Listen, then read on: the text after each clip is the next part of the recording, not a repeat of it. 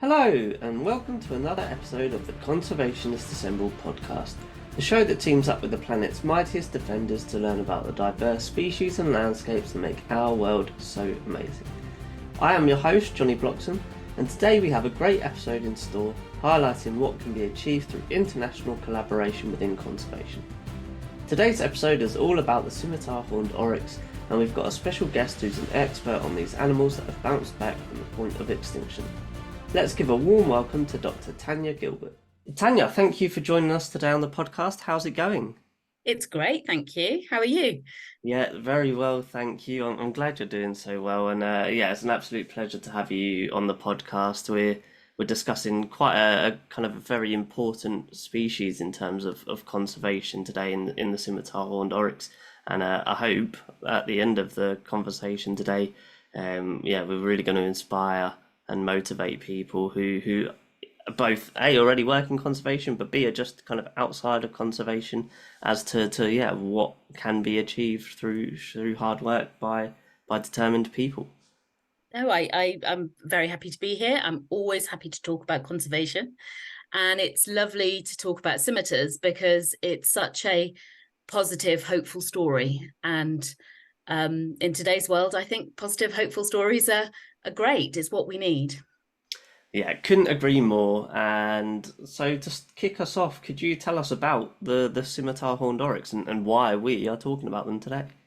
Yeah, well, it's an arid adapted antelope. So it comes from the Sahel, so the shore that surrounds the Sahara Desert in Northern Africa. It used to have over 1 million individuals in the wild. They used to form massive herds during their sort of annual nomadic migrations following the rains across the steppe grasslands. And they dwindled in the wild.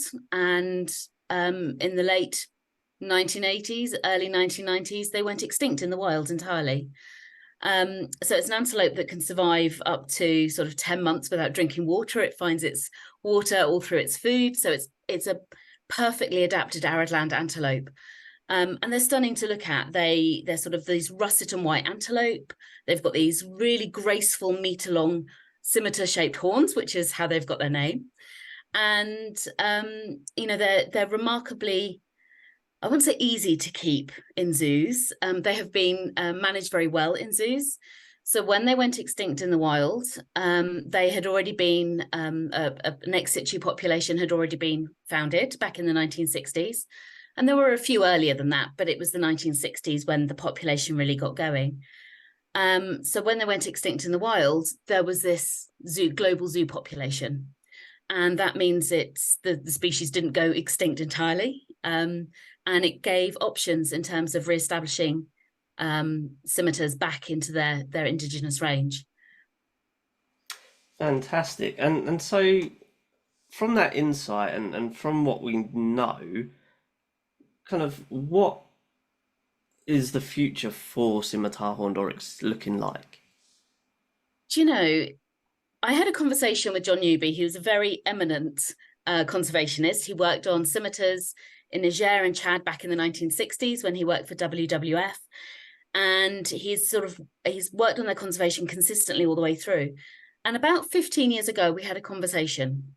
And he said to me, I won't ever see scimitars back in the wild in my lifetime. You may, but it won't happen in my lifetime. And since 2016, when scimitars have been re-established back in the wild with the project that John's been involved in, I have taken great pleasure in reminding him of his pessimistic prediction that he would never see them back in the wild. And now we have about 200 scimitars in 4 different protected areas in Tunisia. They're in protected areas in Morocco. They've been re-established in an enclosure within Senegal. So they're sort of back in one of their range states. And in Chad, there's been a large scale reintroduction to the Wadi Rimi Wadi Hakim faunal reserve. And there's over 600 oryx now free ranging in Chad. So yes, I love reminding John that, you said we'd never see them back, and there they are. Your lifetime, your project, or a project he's been heavily involved in. And, it's really positive. So they were downlisted, which sounds really negative, and it's not. It's a brilliant thing. So they were downlisted on the IUCN Red List from extinct in the wild down to endangered.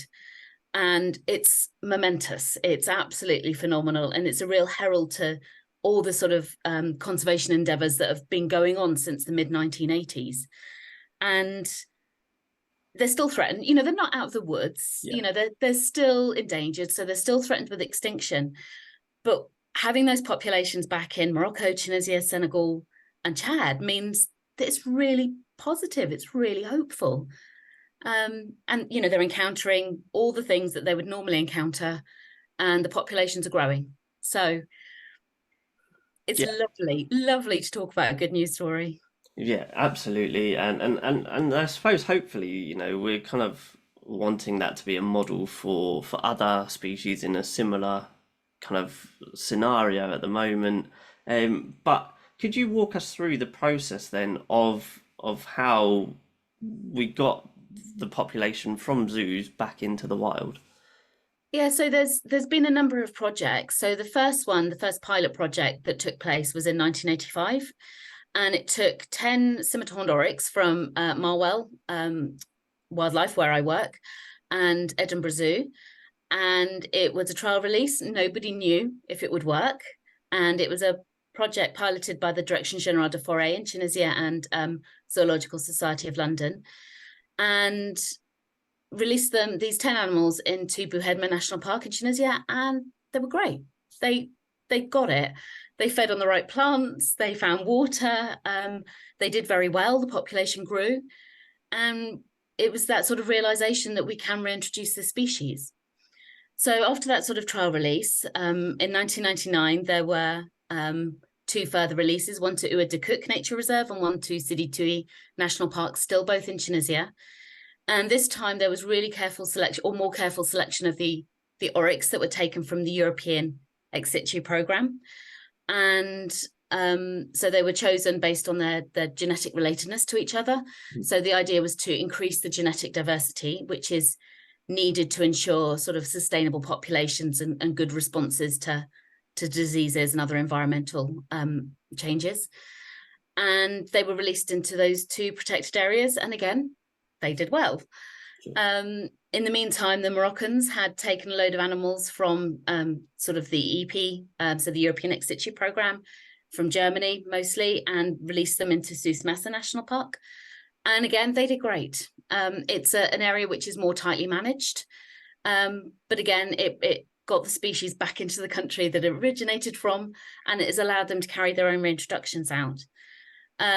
So it sort of grew from those. And then in 2007 was the first project that I was involved in.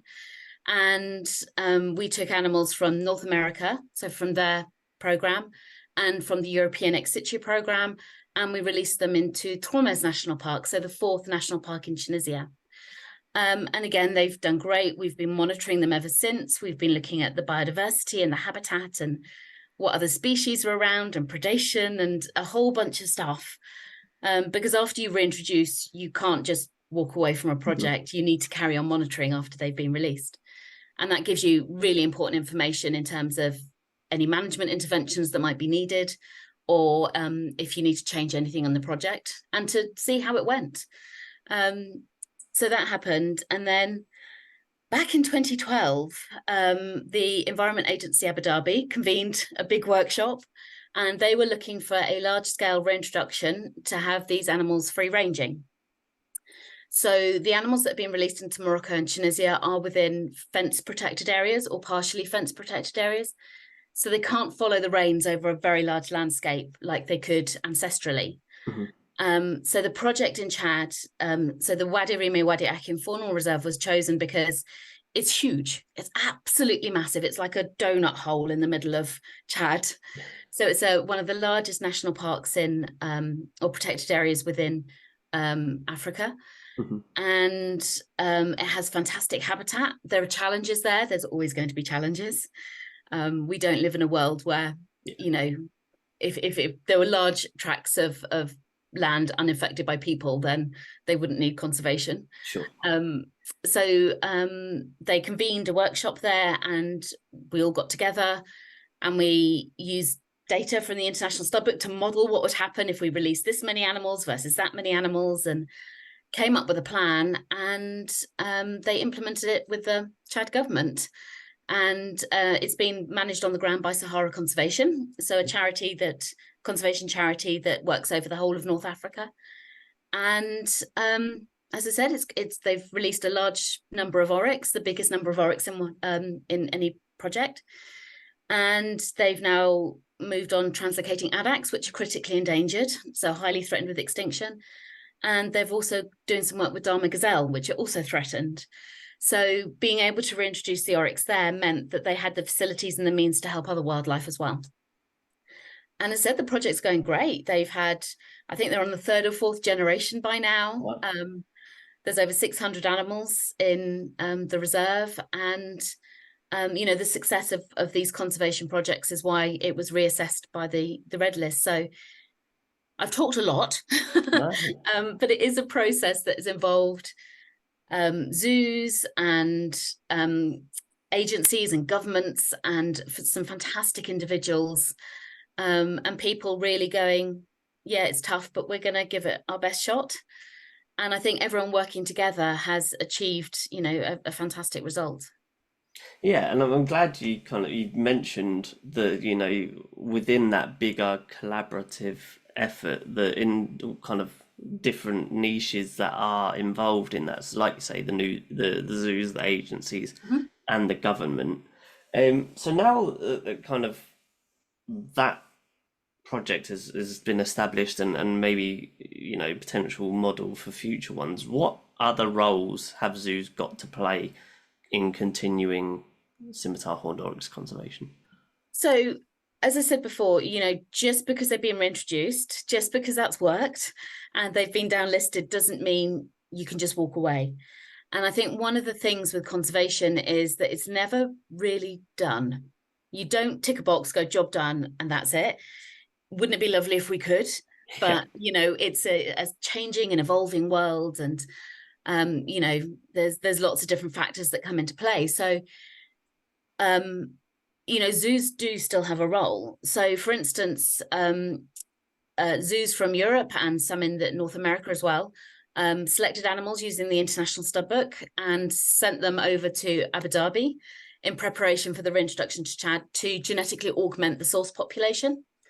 And again, the team at Wild Genes Laboratory up at Royal Zoological Society of Scotland and had looked at the genetics and said it needs more diversity, ideally, and which is why those animals went from the European and North American zoos over to Abu Dhabi.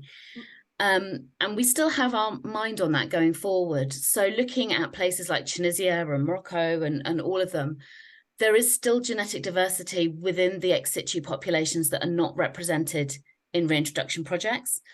Part of it could be that over time, gene diversity is lost just through a sort of natural drift process.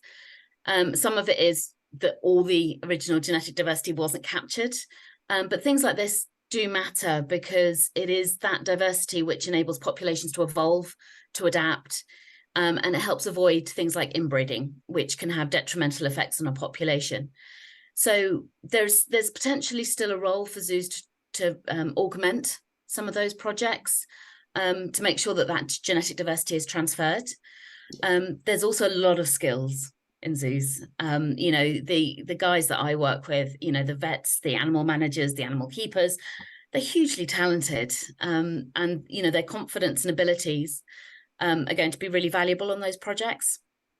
So sometimes it's a question of skills transfer, making sure that we can bring some of those guys across and, they can share their experience with the people who now work on the ground with those animals in sort of the range states, but also sort of wider scientific skills as well, and forming those collaborations and partnerships to make sure that, those released populations are as sustainable as possible, that do as well as possible. So there's a role in terms of funding, there's a role in terms still of animals, there's still a role in knowledge exchange. So, the work in Tunisia has been largely funded by zoos. So, there's multiple roles still for zoos to play in the sort of conservation story for scimitars. Yeah, and the funding and knowledge transfer is a really interesting concept because when you talk about breeding programs, for example, on paper, the primary role of a breeding program is to have that genetic population that, Mhm. in the Scimitar Horned Oryx's case, can then be, used to supplement wild populations or reintroduce wild populations completely.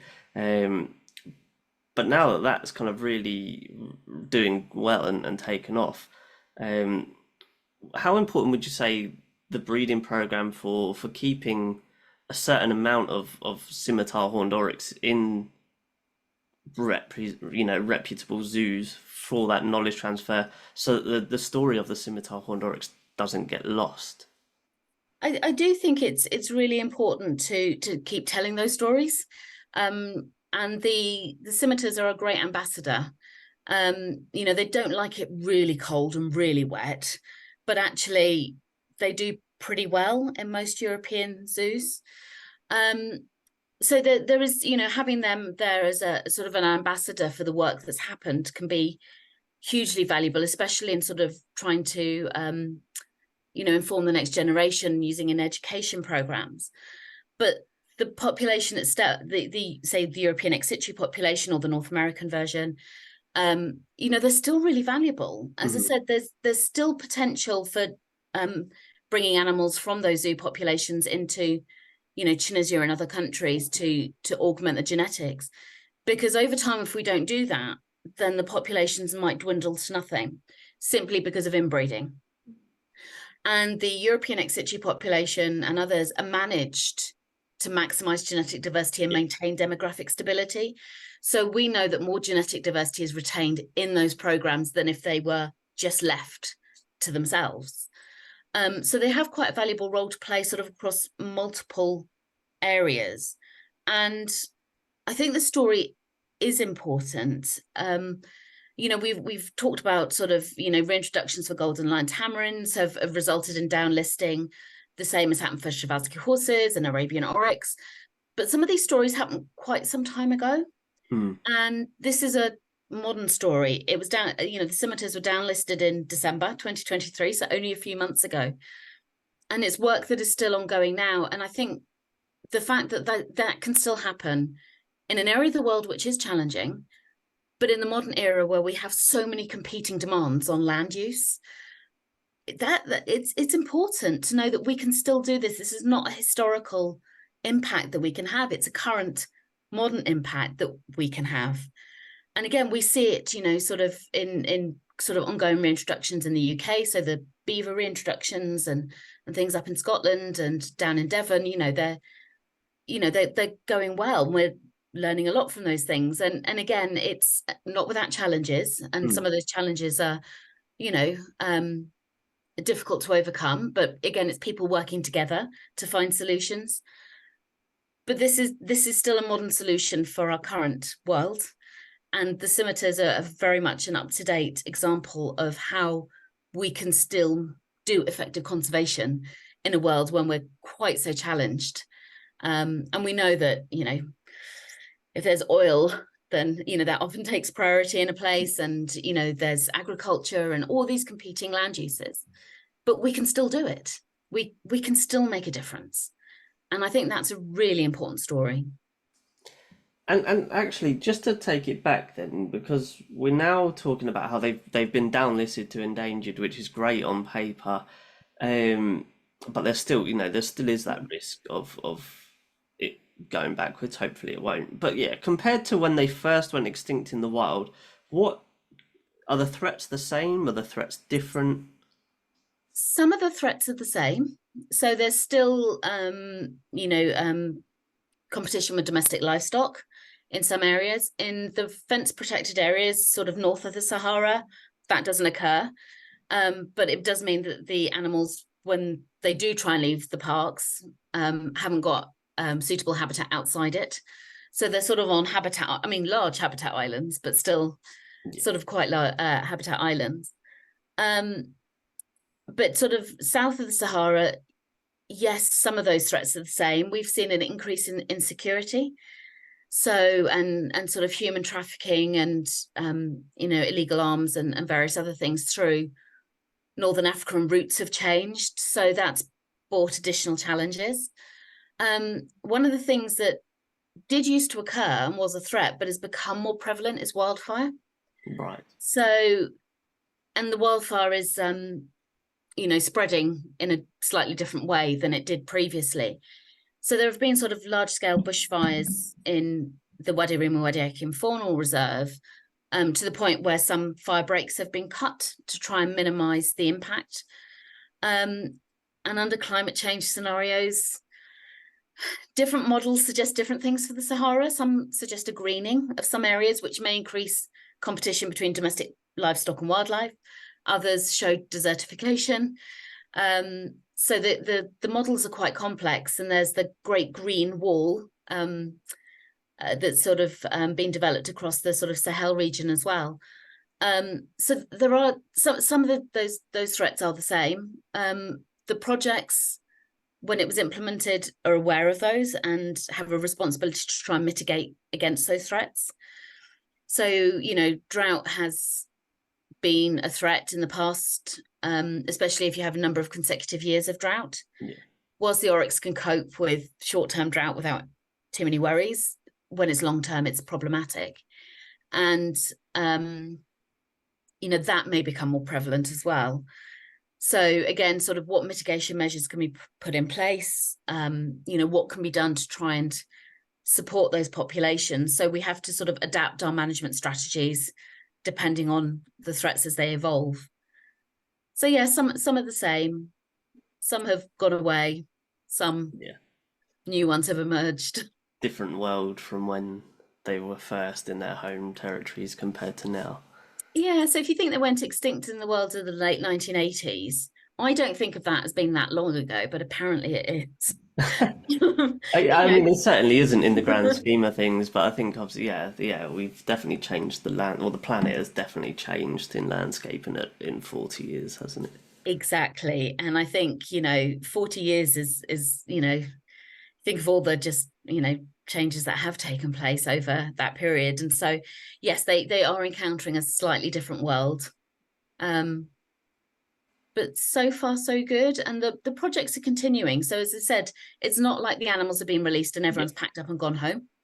Yeah. So the projects are continuing, and, that provides the ability to adapt and sort of implement mitigation measures to help reduce those threats as well.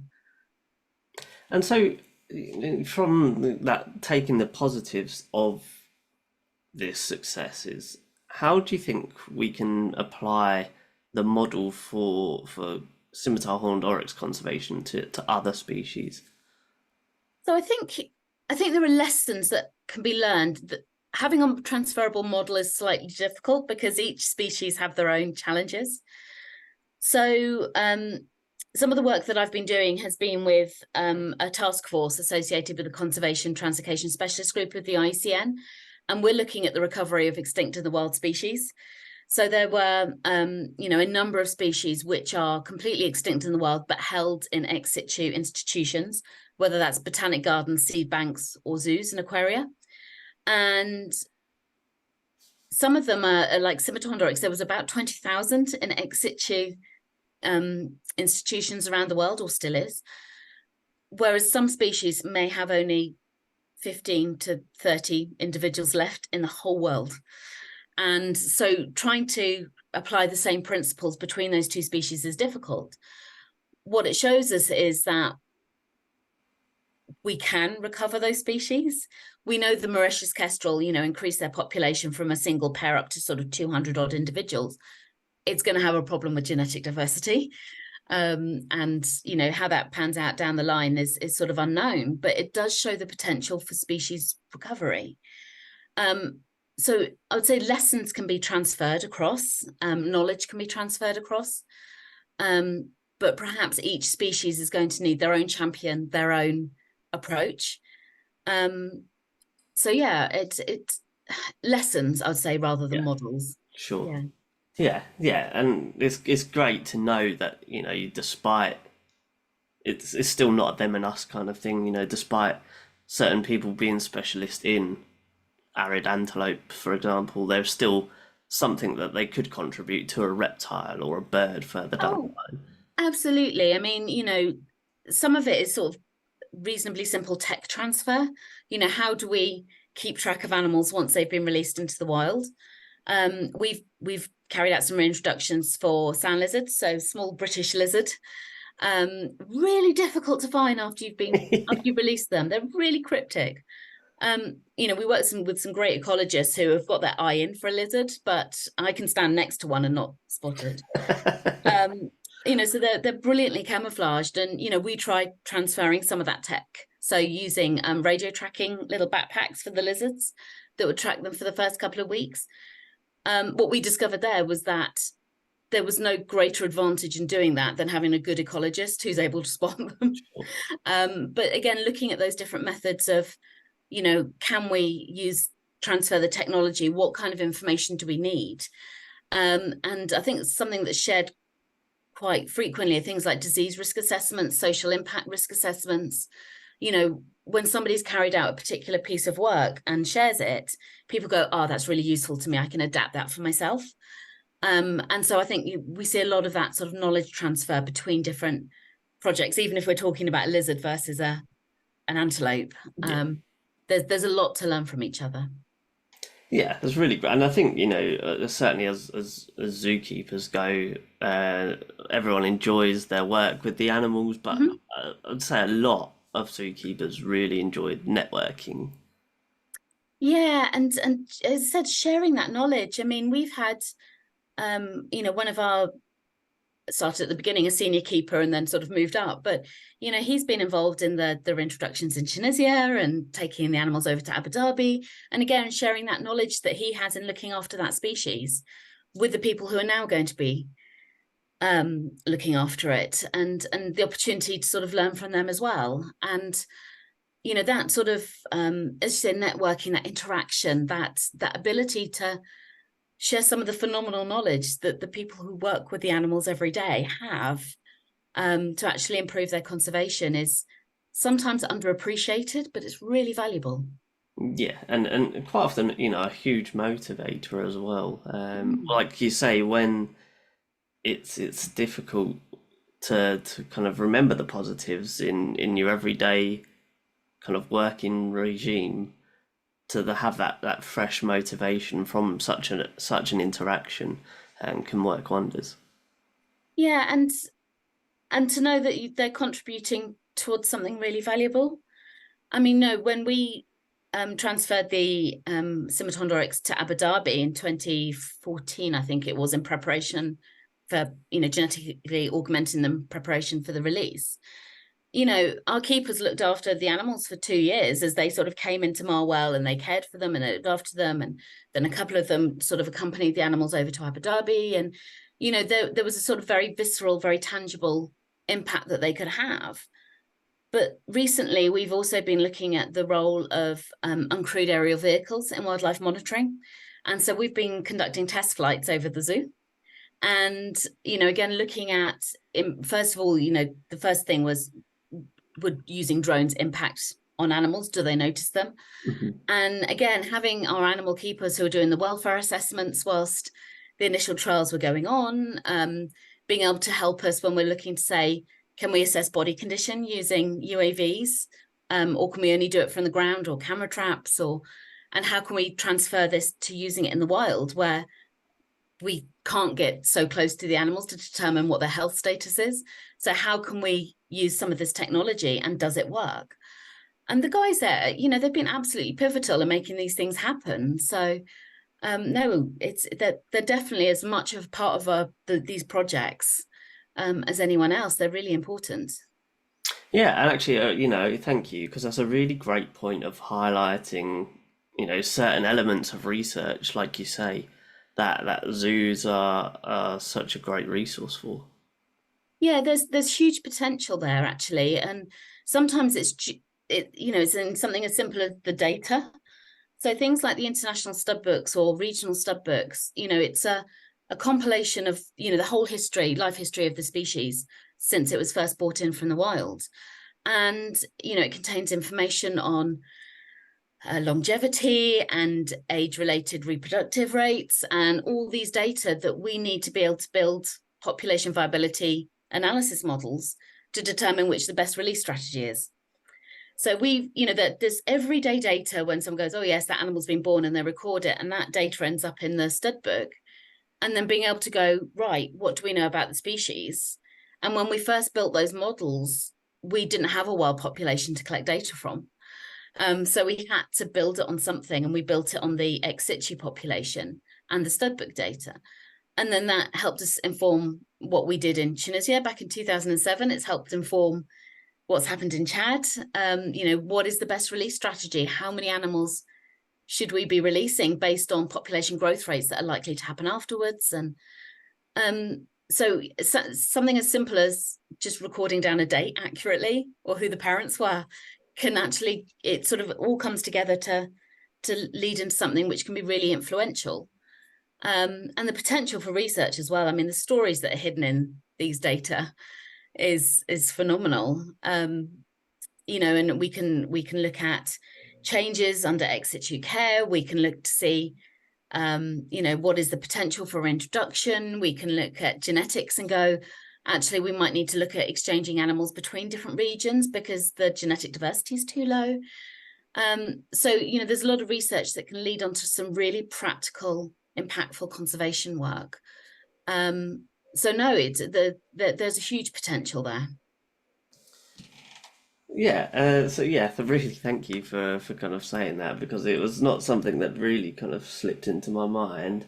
Thank you for giving us a kind of an insight into the story of the Scimitar Horned Oryx so far. And now we want to kind of learn about what Scimitar Horned Oryx mean to you personally, and about you, just learning about you in your career. So, yeah, what was your first experience with Scimitar Horned Oryx? It was when I first started working at Marwell back in 2001.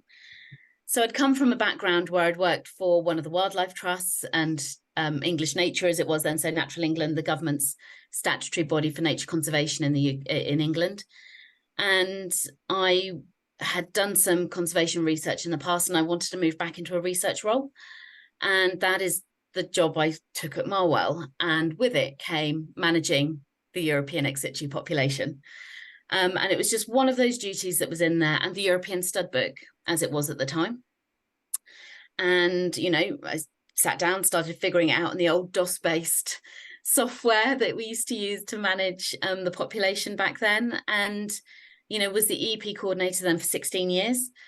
And when we started looking at setting up, or the Direction General de Forêt in Tunisia asked us to set up a new reintroduction project in Tormes National Park, we looked at the data set because we wanted to take animals from North America and Europe, and went, the international stud book's not so up to date. Sure. We need a compiled data set where we can choose the best genetic match, the best demographic match, and release a population that's going to be sustainable.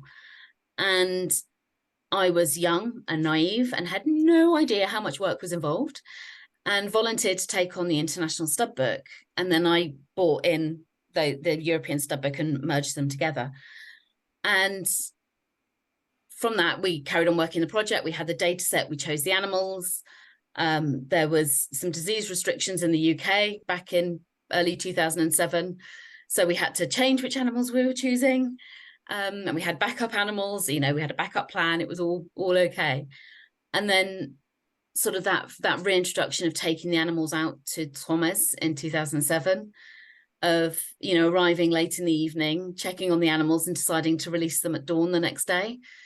And I think it was sort of standing there in the park as those slides were pulled up and the animals came out into their acclimatization pens, and the look on the faces of the guards who were there, and they had their oryx back in their park for the first time, and they were back in their habitat where they were meant to be, and seeing them since, and these herds just roaming across the steppe grassland.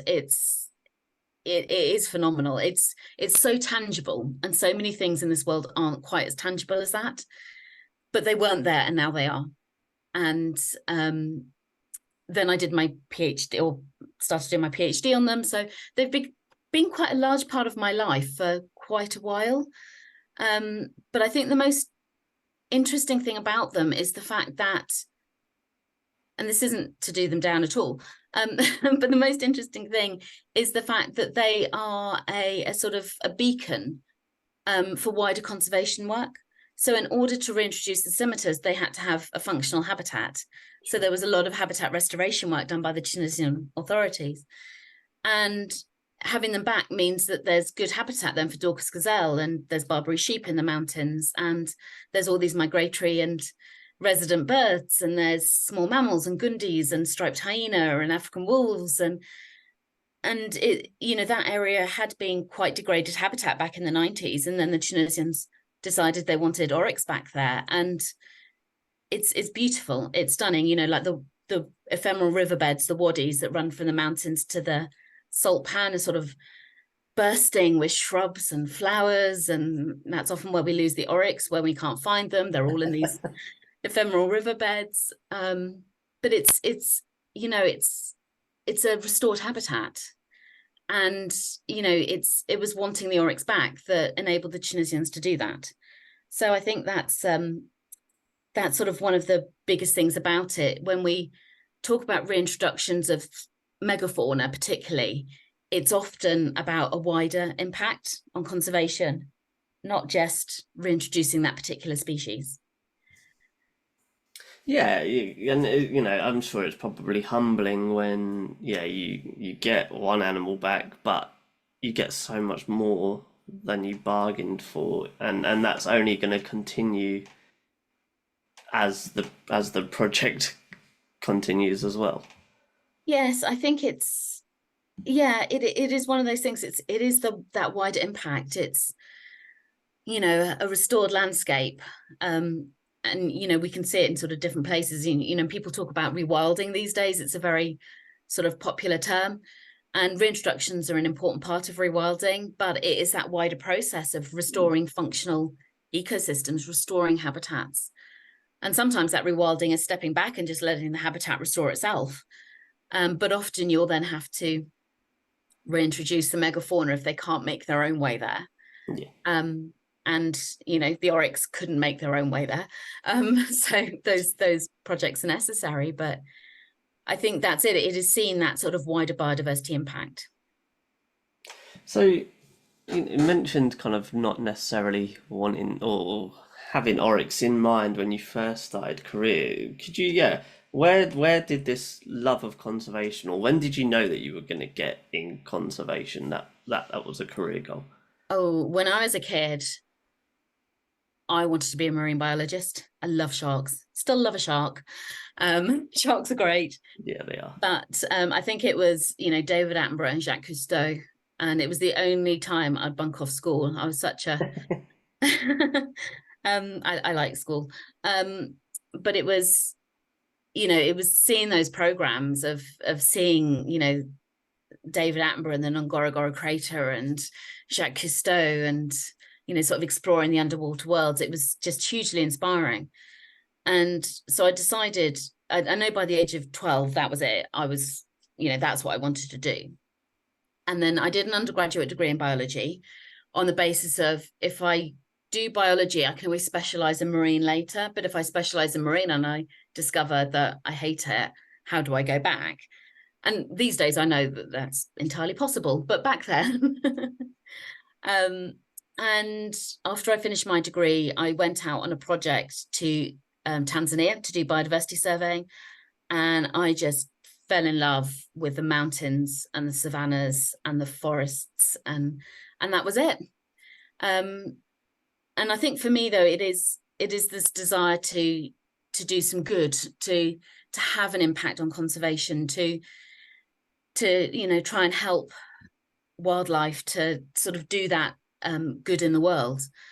So I didn't have a particular taxa or group in mind, and then I did a master's in conservation management and started working for a wildlife trust.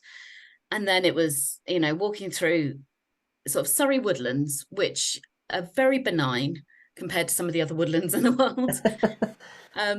But having a barn owl just fly in front of me through a clearing, and it just stopped me in the tracks. And just realizing just how phenomenal our own wildlife is. And the UK is a very nature depleted country, but we still do have some fantastic wildlife, and we have the potential to restore more wildlife as well.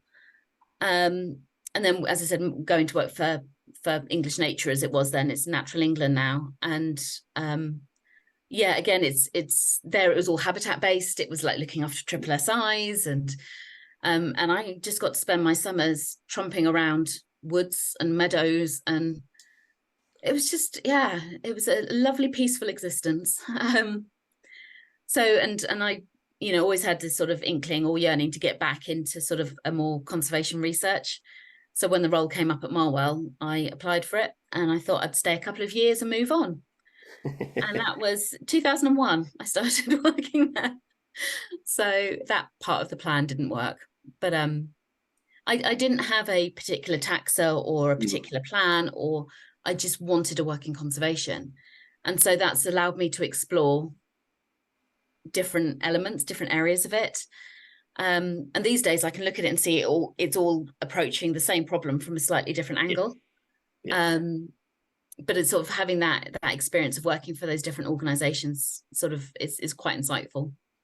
Yeah, and you've made some really great points there.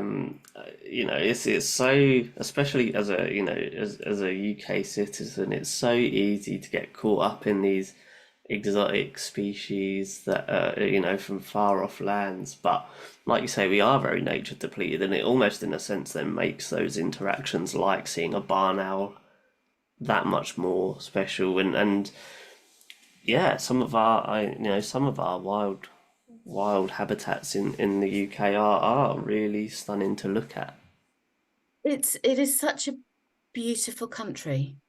We have this, beautiful green, diverse country. We used to have sort of coastal rainforests and obviously temperate rainforests, but there's very little of that left. And the first time I saw a badger, I was absolutely a live badger, which seems to be quite rare these days, but sort of sitting there and saw this badger sort of potter out of its hole at dusk, and it took my breath away. It's one of those things that you just go, there's badger from Wind in the Willows. Or, and seeing that barn owl just drop from a tree in front of me and just absolutely silently glide through this sort of glade in the forest, and again it just stopped me in my tracks. And it's amazing talking to sort of a number of colleagues that some of them are sort of saying to me, I've never seen a live hedgehog. And it's like wow, that's sad. That's again, it's some of our really iconic wildlife, and people haven't seen it, they've not experienced it, they've not potted along a hedgerow and sort of had a deer suddenly pop their head up from a copse ahead of them, or they can be really magical experiences and quite unexpected encounters sometimes. And I think that, again, the potential for habitat restoration in the UK is huge. And sometimes it's a simple thing of letting your grass grow and popping in a couple of blackthorn bushes in your garden to help feed the birds. But there's something we can all do in our everyday lives to sort of help wildlife, whether it's, on our doorstep or sometimes a little bit further away. But we have more personal, I don't say power, that's the wrong word I'm thinking of, but, we have an ability to act. And I think sometimes we forget it. But there's a lot we can do without it, being too big of an impact on our own lives. But it can make a huge difference. Yeah, I 100% agree. And kind of the one thing that I'm learning through, various conversations with different people on the podcast is that being, looking after habitat in your own home, even as a little act, but if this is something that you're potentially considering as a career, starting in the UK can have a gateway to those far off lands, should that be your initial goal. But Yeah, I think it can, but I think also, the day I stood on the edge of the Ngorongoro crater, I was like a little 5-year-old schoolgirl, sort of jumping up and down, going, "Oh my God, I've dreamed about being here since, I don't know how long." And it was a truly magical moment. But as I've sort of progressed in my career, I think I value more and more what's on my doorstep more. And because it's what you see every day, it's what you experience every day of your life. And yes, we can use sort of, building those transferable skills in UK conservation can absolutely be transferred to projects sort of worldwide. But also you might start to realize just how big of an impact you can have. Yeah. And, I spent most of my, 3 months field work in Tanzania catching frogs as part of the biodiversity survey. I know an awful lot about frogs now. Those sort of larger encounters that people imagine don't happen so much, and when they do, they can be quite intimidating. When you're sort of doing a survey, looking at trees and tree use and what frogs have you caught today, and you look up and you realize that you're being stared down by a baboon, or you hear an elephant crashing through the woods in the distance, and you just go, "Oh, I'm quite exposed here." But it's exciting, but it's quite intimidating too. Yeah, I'd definitely be intimidated by a baboon. Oh yeah, absolutely. Yes, they don't seem to be terribly intimidated by us. No, I can imagine. So, in your opinion, then, what is the biggest challenge facing conservation? I think personally it is a feeling of powerlessness amongst the wider populace. A lot of people really care. We can see how popular David Attenborough's documentaries are. People are inspired by nature. We know that our well-being increases when we spend time in nature. We know that well-being even occurs if we're just watching birds out of our window. But being connected to nature in some way, improves our well-being, it improves our mental health, it improves our physical health. So we know it's a really good thing, but a lot of people are very disconnected. And I think trying to reconnect people to nature, even if it is just once a week, walk through a, small wood or country lane. It's difficult if you're in cities because, everybody benefits from access to nature, but, being able to have that contact, whether it's city parks or whatever, or as I said, feeding birds out your window, it can have a huge impact on us. And the feeling that each and every one of us can do something. I think the biodiversity crisis, the climate crisis are overwhelming. It causes a lot of anxiety. I feel it too. There are times I feel completely overwhelmed by the scale of the challenge, and it freezes you. It's, you think, well, what can I do in the face of this? And actually we can, each and every one of us can do a little bit. But when all those little bits come together, we can do something amazing. And I think people have lost faith in that. They've lost the ability to recognize that they have agency in their own lives and the agency to affect the world around them as well. So I think connecting people with nature, and making sure that people have roots where they can take the action if they want to. And that, if we can overcome those hurdles, I think we could see a real tipping point in the way that we treat the world in which we live. And that is probably one of the most influential things that can happen.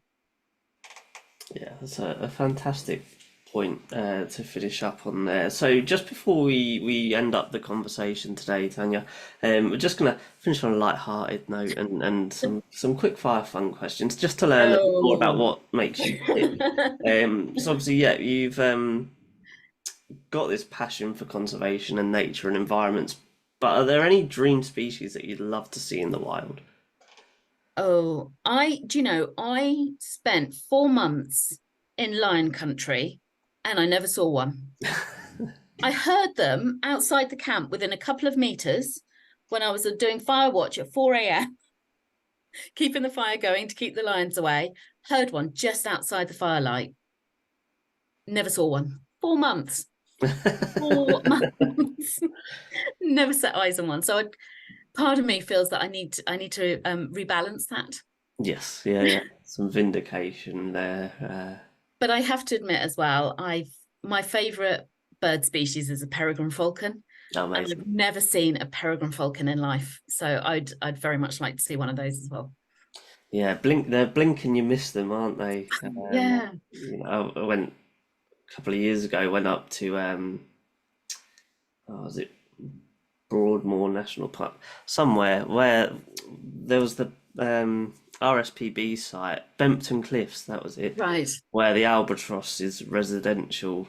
And we was obviously all looking out over the sea, see if this albatross was going to appear. And someone else behind us shouted, "Peregrine!" And yep, turn round, it's gone. Yeah. Yes. So yeah, but yeah, hope that great species would love for you to see them. Yeah, no, I think they occasionally nest on the cathedral tower in Winchester. So I Hmm. might just have to go and stake out Winchester. It's not that far away from Marwell. So but yes, Yeah, might be able to see them flying back in.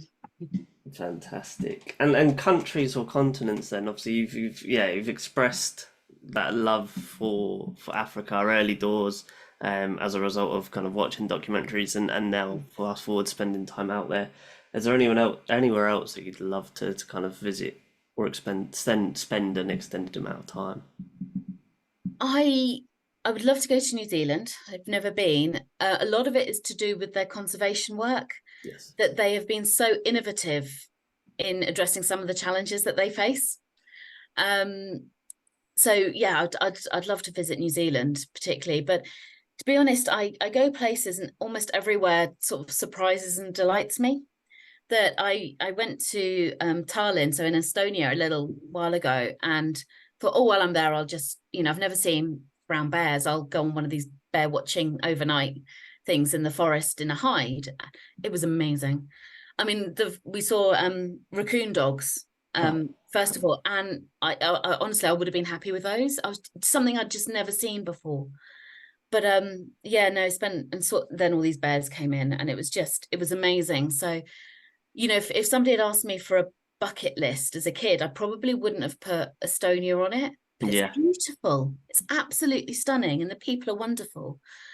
Um, and I pretty much find that everywhere I go, that there is always something magical and exciting. And um, so no, I could probably sort of list every single country in the Yeah. world. Because everywhere you go, there is phenomenal landscapes and countryside and wildlife. And but yeah, New Zealand's definitely on my hit list as well. No, yeah, that's very poignant, I suppose, in a sense. Yeah, that everything everywhere's got something to offer, and so Mm. having no expectations is by all some respect the best mindset to have. I think if you're prepared to open your eyes and look around you, everywhere you go has got something amazing to offer. Yeah, yeah, great point. So I suppose if we're obviously talking about conservation and what's good conservation, but if there was one species from around the world that could be native to the UK with no negative effects Oh, on the biodiversity, because yeah, we're obviously advocating for not doing things that are impacting conservation, what would it be? I I love a snow leopard. Now, that wouldn't go down well. No. And actually, my boss at the zoo has worked quite extensively with snow leopards in China and Kazakhstan, and but they are just as a child, it's one of my favorites, and they're stunning. Yeah. They, there's not a long history of them attacking people. I think we could, yeah, I don't know how much they'd like it, but and there's no blue sheep or ibex to chase No. down mountains, and um, but yeah, yeah would be very happy to see a snow leopard pattering around the countryside as long as there was no negative effects on. Yeah.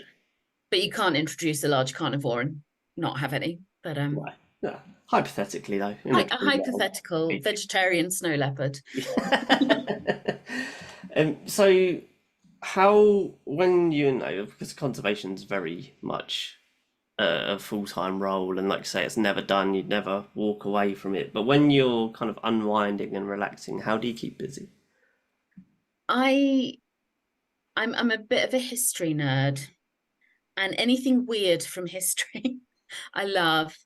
Like medieval bestiaries. This is kind of connected, but it's how people used to view animals in the Mhm. past, and some of the drawings or Yeah. the illuminations in them where somebody has clearly never ever seen the animal in their life, but it's been described to them. So sort of the medieval marginalia and the bestiaries I love, but just weird history as well. Like, give me a good ghost story. Yeah. Love a ghost tour somewhere, and but yes, I think it's just trying to switch off can be quite hard. Hmm. It's always, I'll just finish this, I'll just do that, and um but yeah, I am a bit of a history, and then the dog drags me out, and so get a bit of fresh air and things that way as well. But yeah. There is a great book actually. You may have already heard of it already. It's called Penguins, Pineapples, and Pangolins. Oh, It's not a big book, but it's a compendium of kind of explorers' first notes of when they first come across brilliant. animals and specific fruits and places, and yeah. So yeah, that might be one that you'd enjoy. Yeah, no, definitely, it sounds great. And how can everyone get involved with Scimitar Horned Oryx conservation, even if they're not involved in conservation? Yeah, I mean, it's difficult to say if people can become directly involved. I mean, certainly, anyone who visits Marwell helps support our conservation work. So everyone through the gate is making a contribution, whether they know it or not.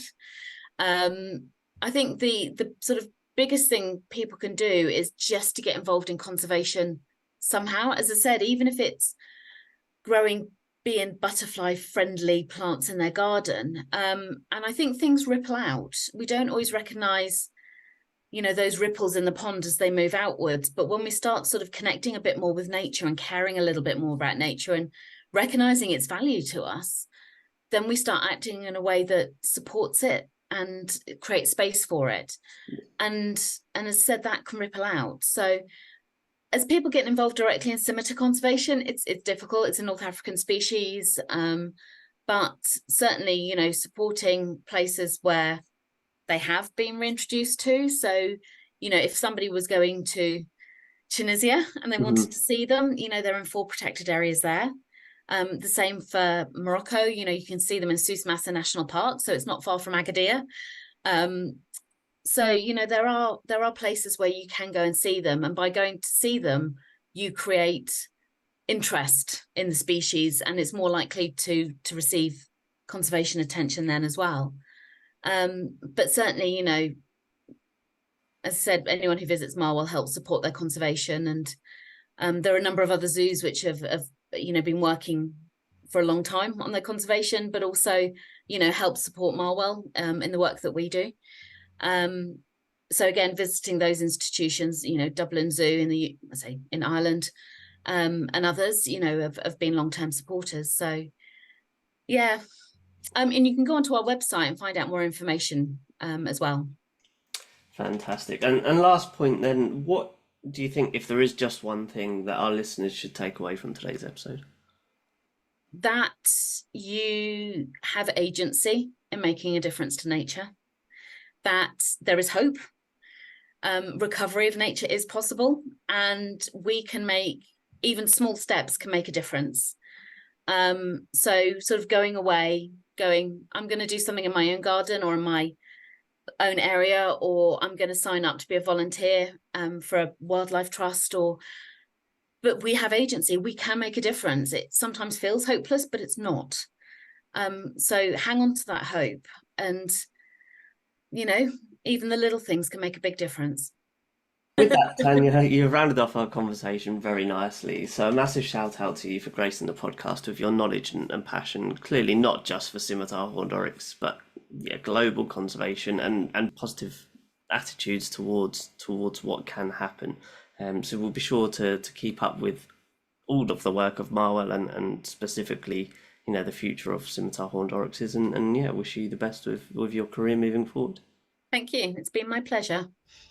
And there it is, folks. Another episode of the Conservationists Assemble podcast has come to an end. I thoroughly enjoyed having Tania on the podcast, displaying her wisdom and passion and positive attitude towards conservation.